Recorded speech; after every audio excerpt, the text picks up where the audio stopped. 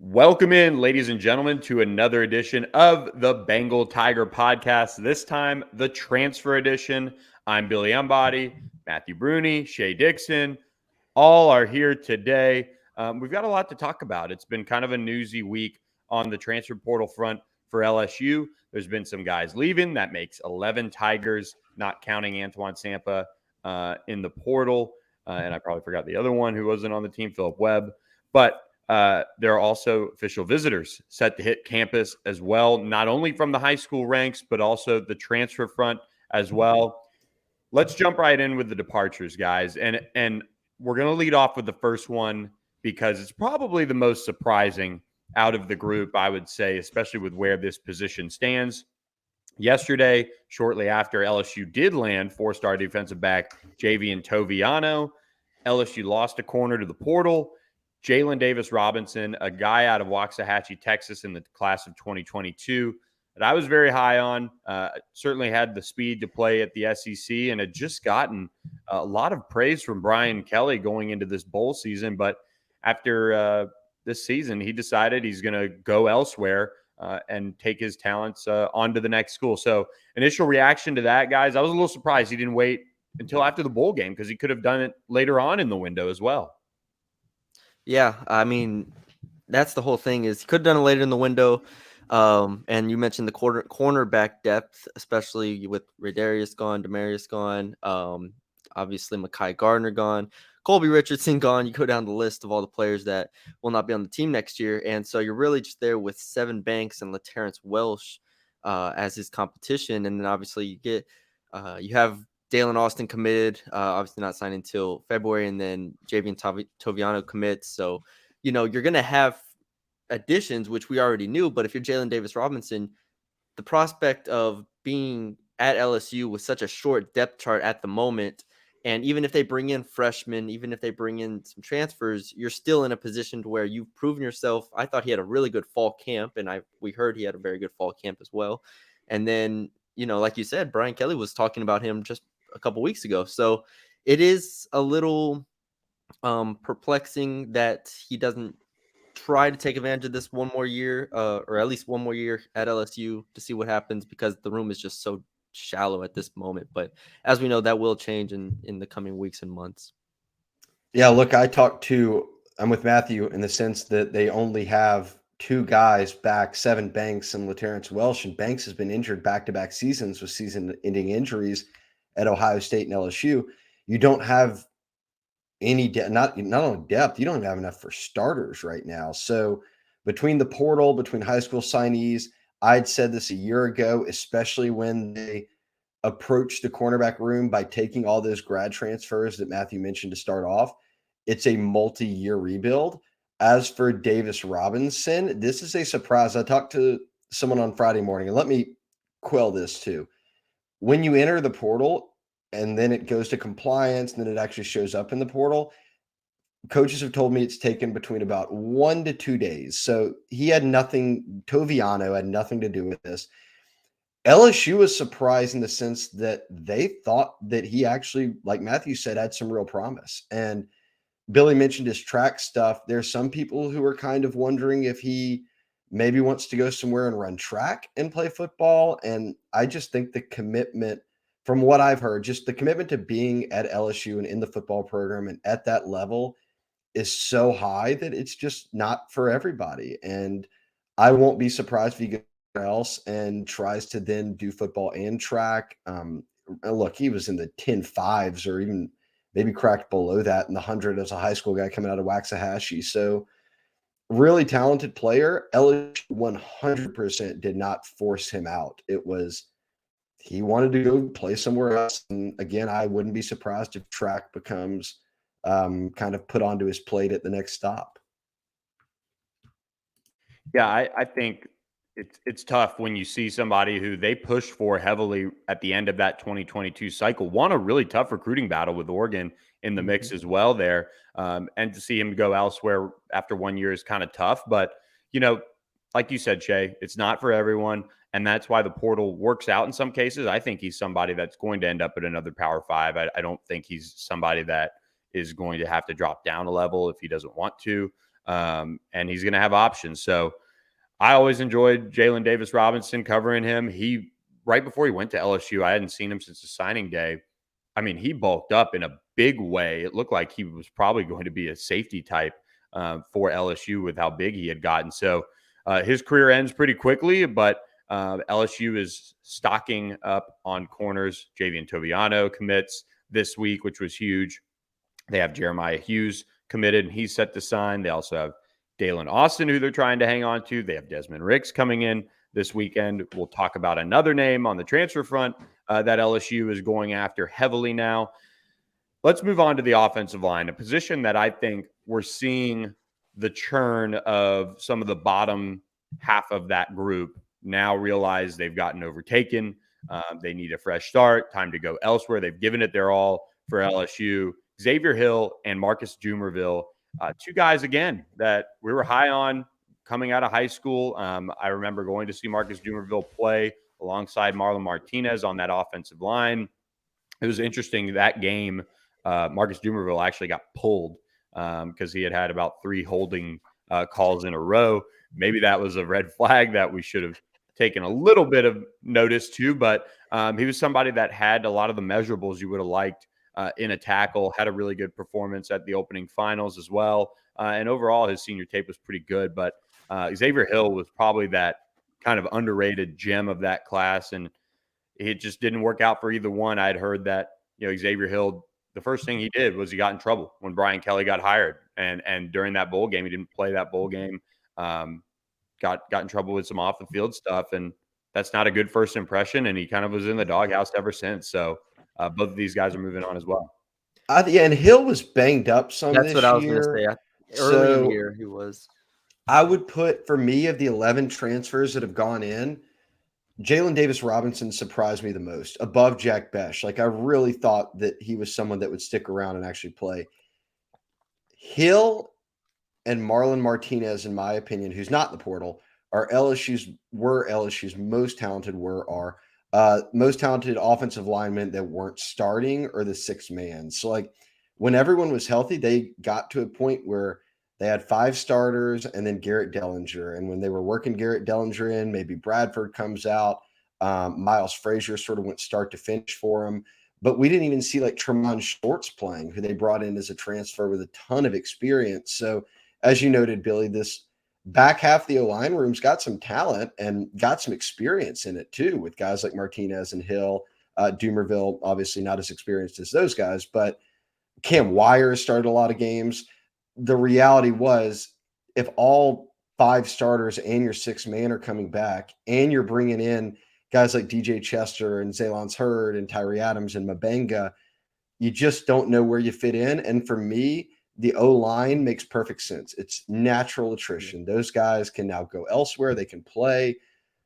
I'm not surprised Hill left, but remember, Hill was a Bama commit, and they wanted him. And LSU got him in the end and flipped him and brought him in out of Mississippi, which is tough to do. So I won't be surprised if Hill goes to an SEC school and starts. He's a good player. It's a good problem to have. You've got a lot of guys who are good enough to play.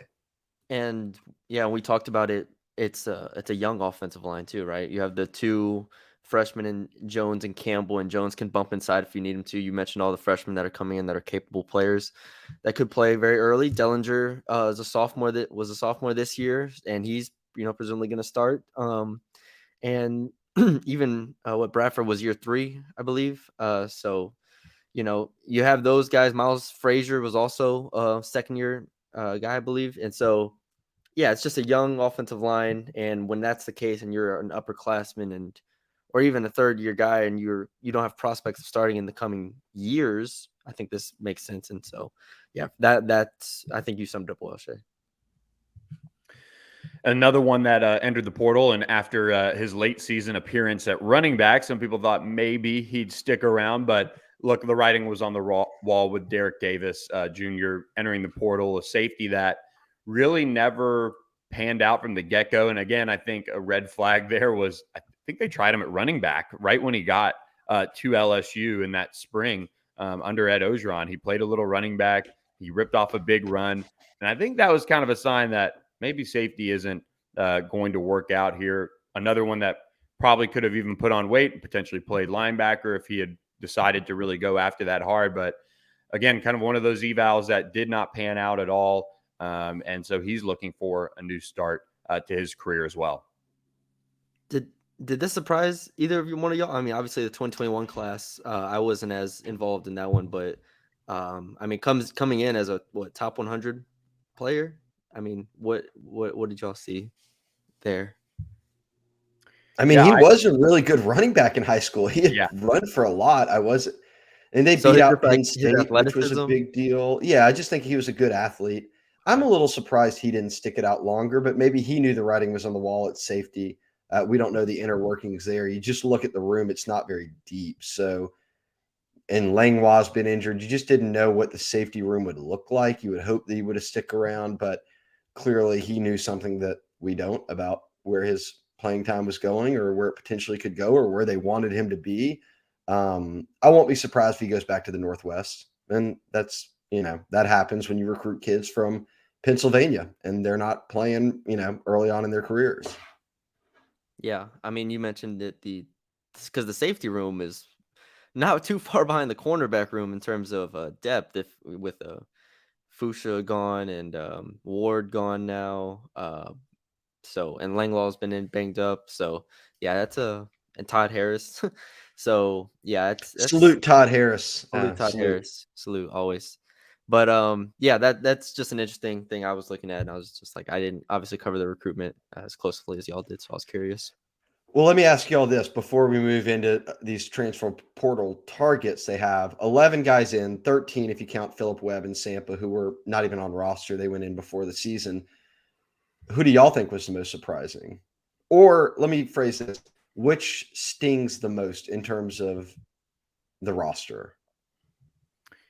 I'll go with Jalen Davis Robinson. Last week, I think we kind of talked about this in a similar way, and I said Cole Taylor. I think it might have been biggest loss is what the question was. But this week, I'm going to go with Jalen Davis Robinson. I mean, again, somebody who you have the physical traits, you're getting praise, so it's not like you weren't going to get an opportunity. Now, would your opportunity change next year if they do land Desmond Ricks, for example, if they do land at the transfer we're going to discuss in a bit? Yes, absolutely. But in the same token, there are so many ways you can find yourself on the field as a corner, and we've seen injuries, we've seen things, stack up in that respect. And to not stick it out, I just think was just a little short-sighted. You don't know all the things that are going on, and you don't know what their plan was for him in regards to the entire room as it would stack up. But just felt like you're getting all that praise, you must really want a fresh start and maybe a change of scenery. So I would say in terms of the depth of the cornerback room, that was probably the biggest loss. Yeah, I mean, that's probably the right pick. I think if we keep going back to the Jack Besh one, I think it will be interesting to see. And we'll talk about transfer targets here in a bit, but the receiver room is going to be interesting to see how that they continue to build depth with that. Now they are adding 4 receivers in this class, so that's one way to naturally add it. But do they look to beef up the top end with Boutte and Neighbors in over this offseason and Brian Thomas? Do they look to add to that as well? I think that'll be interesting. But yeah, I'm just sitting here looking at the cornerback and defensive backs just as a whole, like how many defensive backs they have on this team, and it's not a lot. So yeah, I think Jalen Davis Robinson is probably the right pick there. Shay, any thoughts? Who's your pick? No, I'm with y'all. It's Davis Robinson for me. I just think that the corner room is just so shallow that high. And I know others went in, like Demarius McGee went in, Ray Darius Jones went in, but like Davis Robinson had so much eligibility in front of him. And the fact that he actually got like named out by Brian Kelly alongside Quincy Wiggins, they were like, we want to give guys like Quincy and Davis Robinson early run in bowl prep and give us a feel for what they've got, next year. And boom, he's gone. So that's where I'm settled in on. I mean, because I was higher on LaTerrence Welsh coming out of high school, even though obviously he had the injuries and stuff. I mean, just from a talent perspective, I was like, LaTerrence Welsh, you get this guy going, it's great. And then we always heard about Jalen Davis Robinson, probably even more so, just out of fall camp and everything. So that's where I was starting to get really excited for Davis Robinson moving forward. But and then another guy, Jordan Allen, who I didn't mention in that safety. He's like a safety nickel type thing. I know some people were like, "Oh, can he play corner?" He's more of a nickel or safety for this team. He worked with the nickels basically all year. Yeah, I think LaTerrence Welsh, not to like sidetrack into a roster discussion in a way, but physically, you look at LaTerrence Welch, and if he can really get back to where he was before those injuries, I mean, he has all the tools. He looks like some of the great Louisiana defensive backs that have played for LSU physically. And so I hope it works out for him. I mean, just somebody that really ended up having to make a tough decision with the coaching change. And, they buckled down, they got him on board and all of that. But, he is one that you really hope that he puts it together, just because if he works out and pans out, that will take off a lot of the pressure that'll be on these guys that'll be coming in, the Desmond Ricks, if they get them, the Javian Tovianos, and then if they get Denver Harris, which is who we're going to discuss next. Denver Harris, Nice Texas transition. A&M transfer, the former Houston North Shore defensive back, the former 5-star prospect. Shea Dixon, you had just about as much scoop on this one as anyone out there. Set the stage for us with Denver Harris and how it got to this point. Well, the Jordy Culotta show probably is the lead Correct. The lead torchbearer here on the Denver Harris front. Look, to put it as simply as possible, Harris was pushed out of Texas A&M. He played half a season. He was a midseason All-American. The other half, he sat with a lot of other guys from that talented group on the A&M roster who, as many of, are now headed elsewhere. And Brian Kelly's been very public about wanting to approach the transfer portal with caution by feeling out players who he says have traits and would fit into the locker room. So I think people would pause when they hear a name like Denver Harris, considered things did not end well for him after 1 year at a team in the SEC West that you're very familiar with. You're familiar with him. You recruited him heavily a year ago when he picked A&M. But he did come to Baton Rouge this week. He had a long sit down with Brian Kelly. He got to meet with a lot more of the staff. We'll see if he makes some other visits. Obviously, there'll be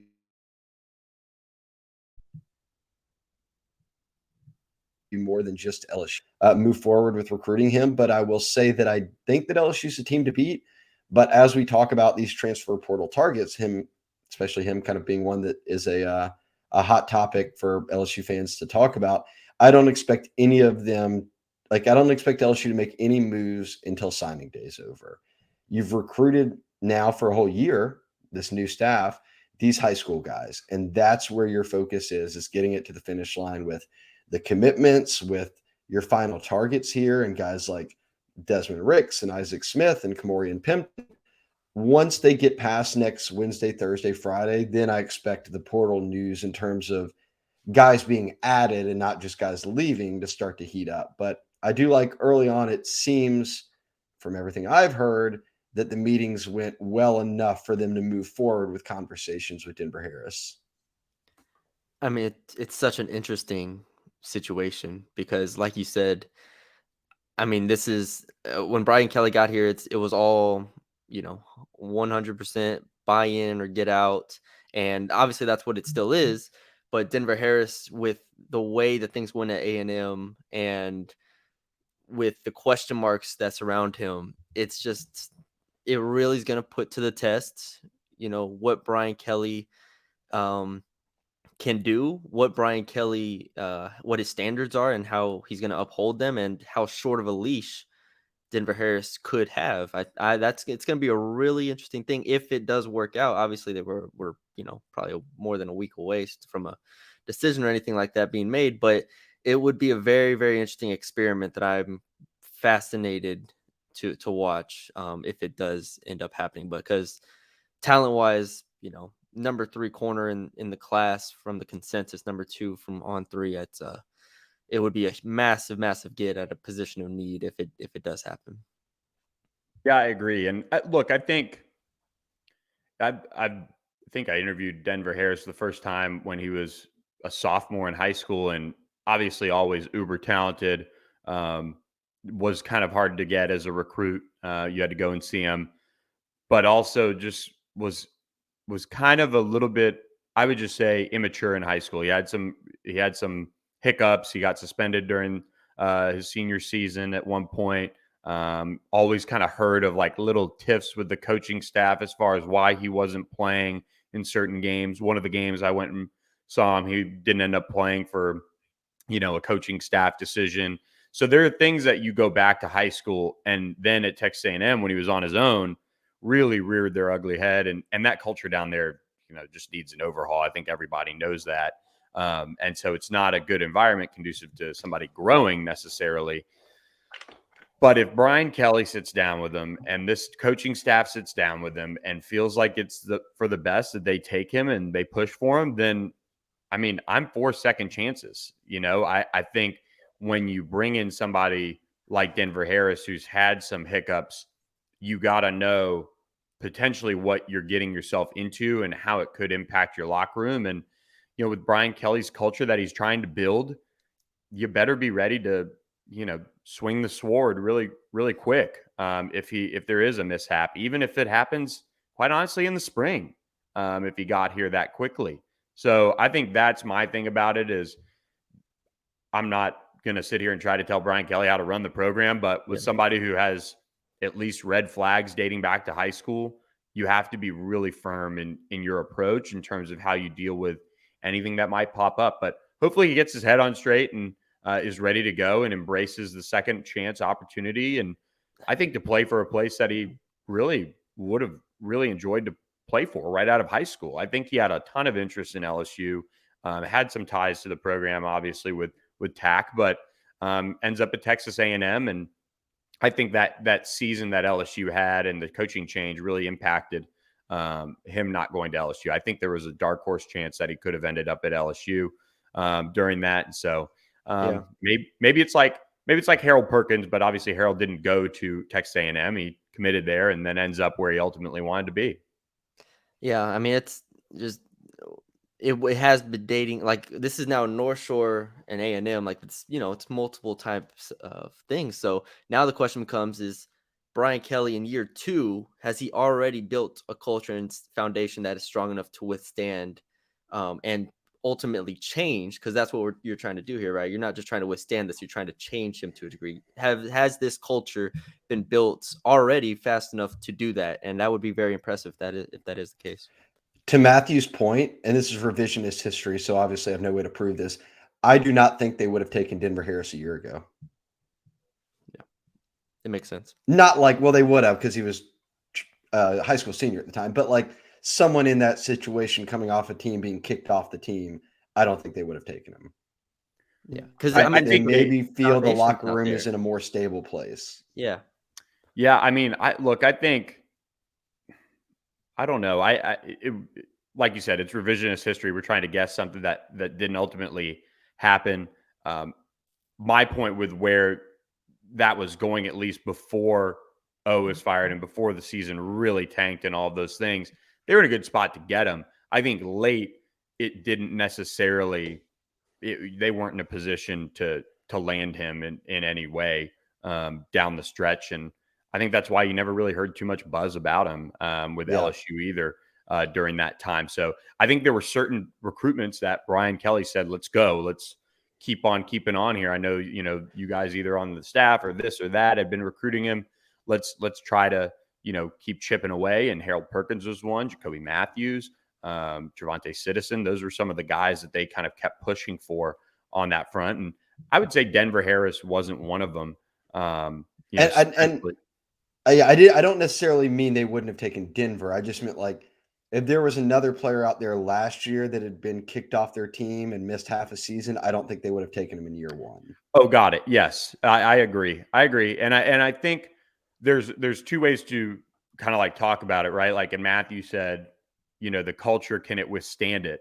You don't necessarily want the culture to have to withstand Denver Harris as a unchanged person. Yeah. You want him to obviously buy into that culture, and the culture is strong enough that he will want to buy into it. That would be the approach. And last year, probably wasn't because everybody was learning. Nobody had the time, would have had the time to say, hey, this is how we do things here, because nobody knew. Nobody Correct. knew the expectations. Now it's just such a different place. I think for the culture long term, and that's why I mentioned, being really firm with Denver if he gets to LSU is key, because you don't want to create a crack in that culture if you treat him differently in that sense, which I don't think they'll do.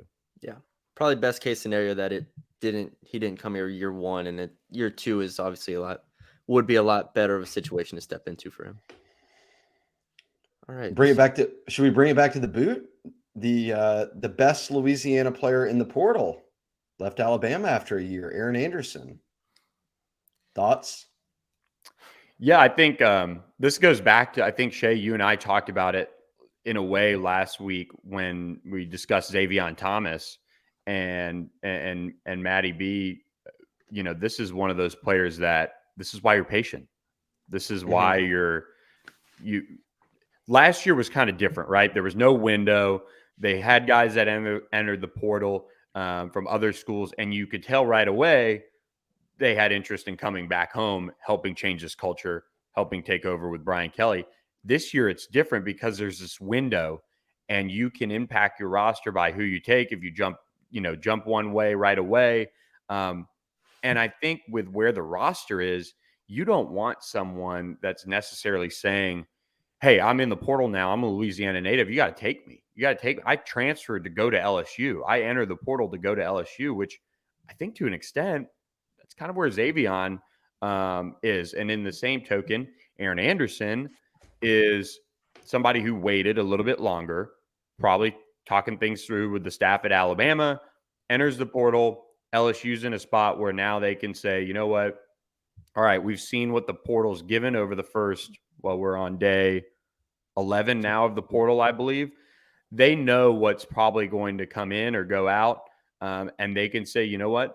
We know Aaron Anderson. Frank Wilson has a relationship with him, and that dates back a long time. He tried when he was a recruit to get him back on board. That was one that I think Frank tried to work, when he got rehired at LSU, but it was just too late, and he was headed off to Alabama. I think this is a prime example of somebody that, can return home to the place. Honestly, he really wanted to go. And I think if a Bama fan watches, they're going to flame me for it, but he was committed to LSU for a long time and stuck it out for a long time.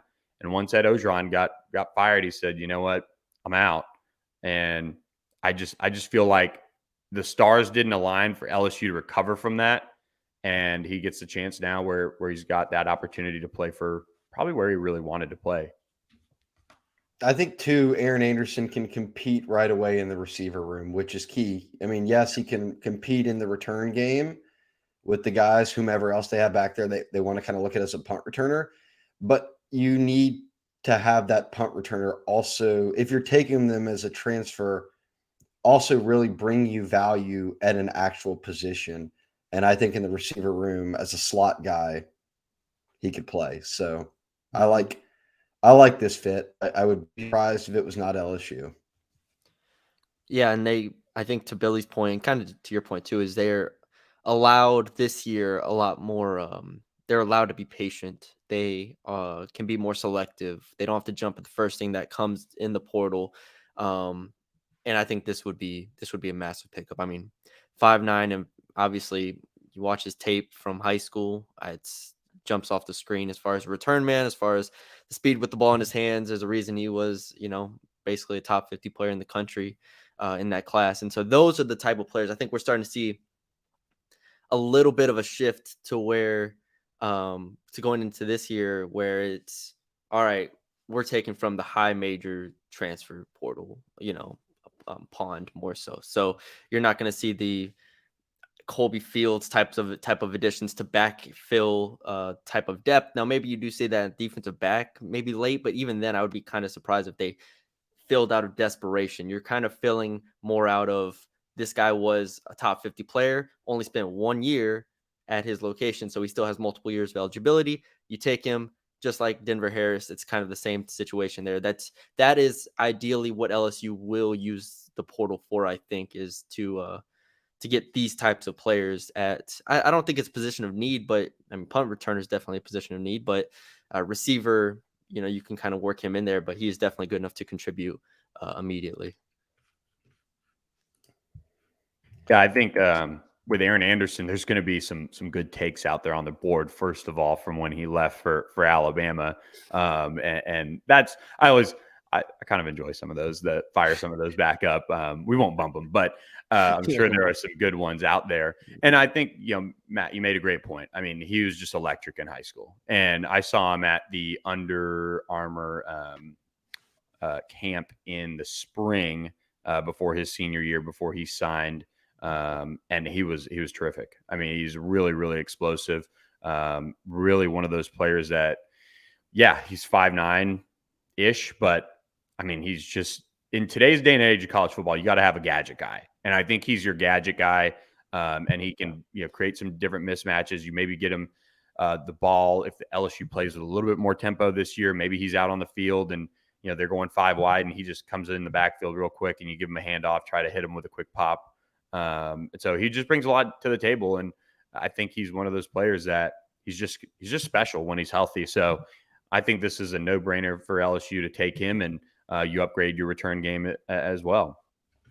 Yeah, because I mean they don't have a receiver like him on the roster. I mean Chris Hilton's fast, but he's 6 foot tall and whatever. And then you got Butte Neighbors, Thomas, Lacey, who are all outside receivers, but Besh is gone. From kind of a slot guy. So and Malik can move inside if he needs to, but overall I think he gives them something that they didn't have last year. As far as, like you said, a gadget guy, and that's so valuable. You look at every team in the country and how you have guys that, like you said, can come across in jet sweep, can line up in the backfield, can do a lot of different things. Return kicks, most importantly for this team though. So yeah, I would be very, very excited if Aaron Anderson chooses LSU. All right, so we'll continue to monitor both of those guys. They are not expected, as Shay said, to make a decision anytime soon. We'll be monitoring that in terms of their timelines and, maybe, in Aaron Anderson's case, when he ends up popping into campus for some more meetings and things like that. But 2 guys that'll be on campus this weekend. Oregon transfer edge Braden Swinson will be on campus for an official visit, as well as Arizona transfer defensive lineman Paris Shand. Both picked up offers this month. Both are on the defensive line at key positions of need, and both have existing relationships with LSU staffers. So, look, let's start with Braden Swinson, somebody that knows Jamar Cain from his recruitment. He spent 3 seasons at Oregon, notched 35 tackles, 5.5 tackles for loss, 3 sacks, 3 pass breakups, and a forced fumble. This year, he had 8 tackles and 1.5 tackles for loss. So he'll have 2 seasons of eligibility remaining. He has 3 years overall to play. He's originally from Douglasville, Georgia. He was a 3-star prospect. Look, this is somebody that looks like he's trying to get maybe back toward the South, play a little closer to home. I mean, that is literally outside of Florida to Oregon. That is about as far as you can get from home for him. So maybe getting back to the South, playing for somebody that he's got a relationship with already. This seems to be one where, from what we've heard, LSU sits in a really good spot for. Yeah, I think too, you just look at BJ Ojulari going to the NFL draft, you lose your starting edge rusher. We saw him really carry everything at the spot for him this year. Xavier Carter and Desmond Little were the other 2 guys they had, kind of plugged in there during camp. And then a little bit during the season, Desmond Little ends up, was it Little entered the transfer portal? They still have Xavier Carter, huh? Yeah, I think so. Correct. Yes. Okay. So you just don't have much edge depth. And yes, you have a bunch of edges committed, and Deshaun Womack is a 5-star and the heir apparent to BJ Ojulari. But even with Harold Perkins, we saw that it went from special teams work early in the season to like some edge work to then like a more, bigger established role at linebacker. You can't expect Womack to just come right away and be like, okay, he's going to start every game and it won't be an issue. I see this as a offer that can play into A, it gives you a little bit of depth. B, it helps kind of bide time to get guys like Womack or these younger guys ready. And I don't mind it. You talk about offering guys that may not be starters but could give you depth. I think that the D line is certainly a spot where D line and corner where that could happen. We could see that play out. And the reality is this: we're about to mention another kid, Paris Shand, who out of Arizona, a defensive lineman on his visit this weekend. The guys outside of like Aaron Anderson and Denver Harris, like national guys who've claimed offers.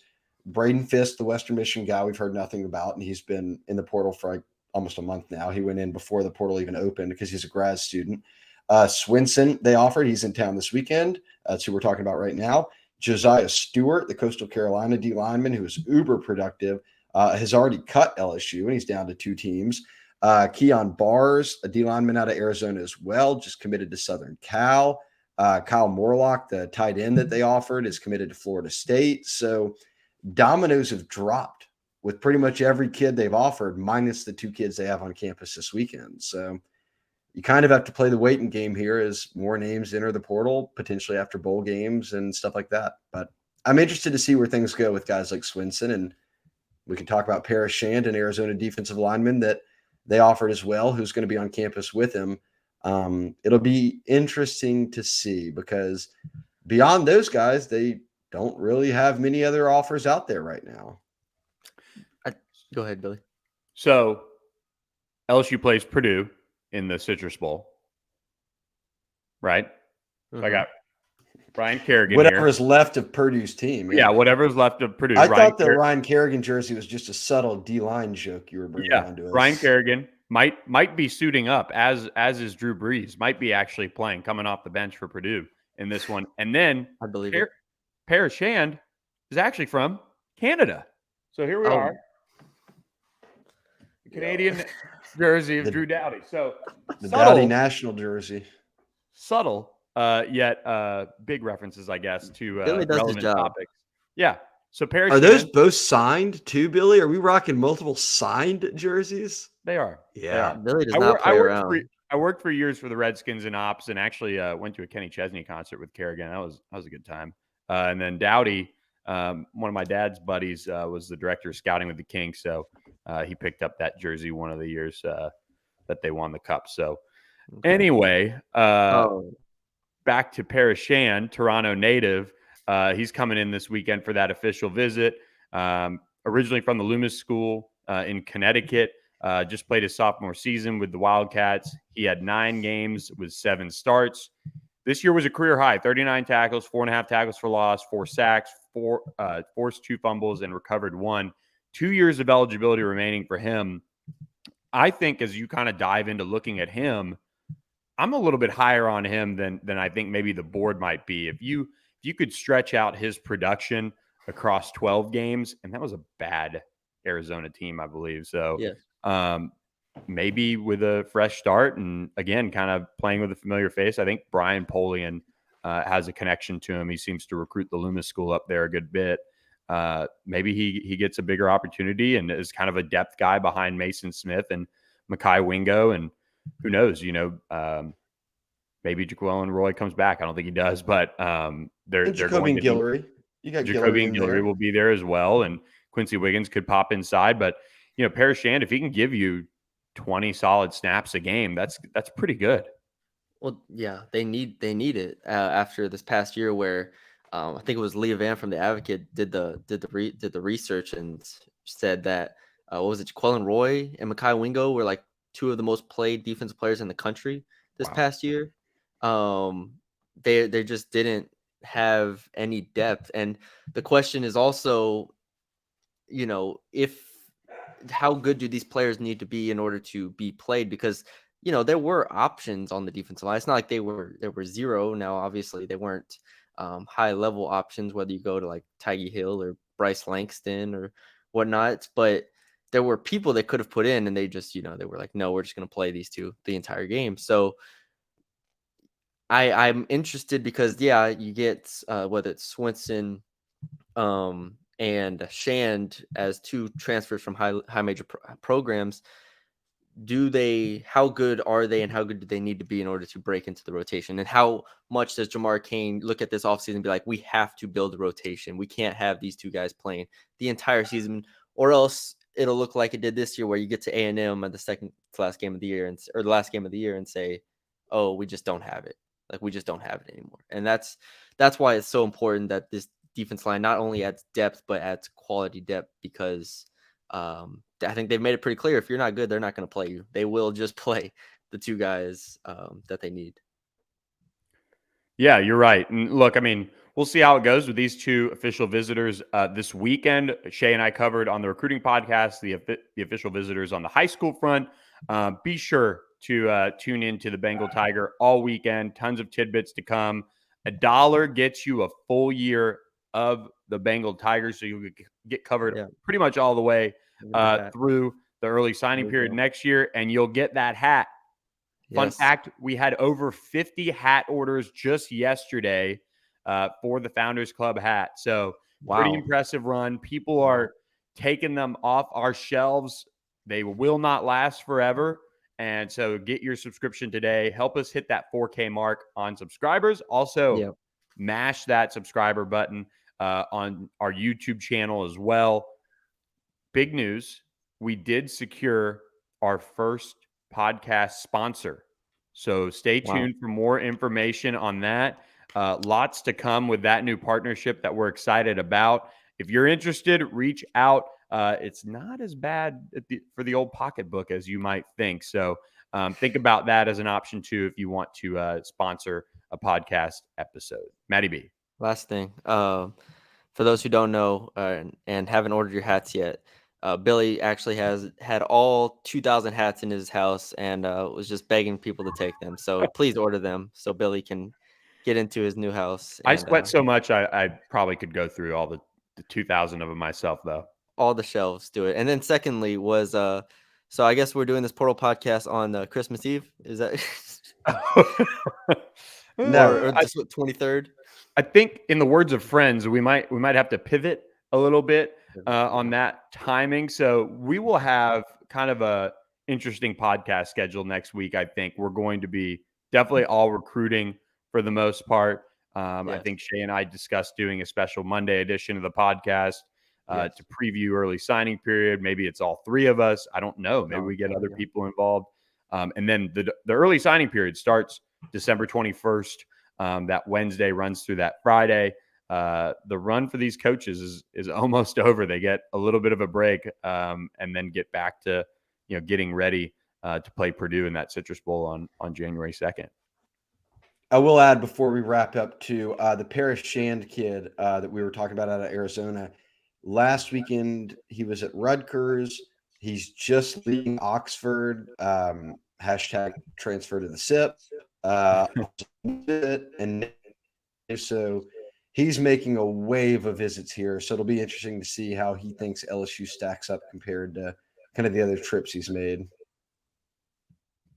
Yeah, that'll be a big one. We'll see kind of where he goes. And for those wondering, and I'm pretty sure this is true, the transfer guys still have the very same recruiting calendar that the regular high school recruits have. So it does go quiet on Sunday. So they can only host players on campus starting Sunday. And then it's totally dead starting Monday, I think through the national championship game or the Monday after that. So this is that last push. Otherwise, players are going to have to come through on unofficial visits themselves. Coaches are going to have to work the phones while some of these guys make their decisions. They can sign paperwork, I believe, and sign financial aid agreements or sign an NIL or NIL. They can do that as well, but they can also sign some sort of NLI, that's similar for transfers to get locked in as well. I do want to add one thing before we close out. I was reminded of this morning when talking to somebody. You only have we talk about like the 45-day window. The 45-day window is for a transfer portal is only to enter your name into the portal. So on like January 18th or whatever, like when the 45-day window ends, there's going to be a lot of kids in the portal who do not committed somewhere yet, and they can still be recruited. You can still talk to them. You can still bring them in for visits, all of that stuff. We'll see a lot of guys who will probably enter after bowl season, but not be immediately like spring guys. Like remember Noah Kane finished at Penn State, like Jay Bramplett finished at Notre Dame. So I was reminded that the 45-day window is only to enter your name, not that's when all the recruiting has to happen. So the portal will be dragging out long beyond January, whatever it is, 15th, 18th. So you're saying the Friday Portal podcast is all year thing now? It will have life. Okay, cool. Just wanted to TBD. It lives. Did it. Well, it's been a fun one. It's been a long one. So we're gonna close it out. Any last thoughts? No, don't think so. Guys, thanks for being here. Everybody out there, thanks for listening. For Shay Dixon and Matthew Bruni, I'm Billy Embody. This has been another edition of the Bengal Tiger Transfer Portal Podcast. We will catch you guys next week at some point, as we will be pretty much all about the early signing period, with LSU looking to close out on some key prospects. So stay tuned. Hit the subscribe button. Subscribe to thebengaltiger.com for $1 for a full year. Get your Founders Club hat, and we will catch you guys next week with plenty more coverage on the Bengal Tiger Podcast. Thanks for listening.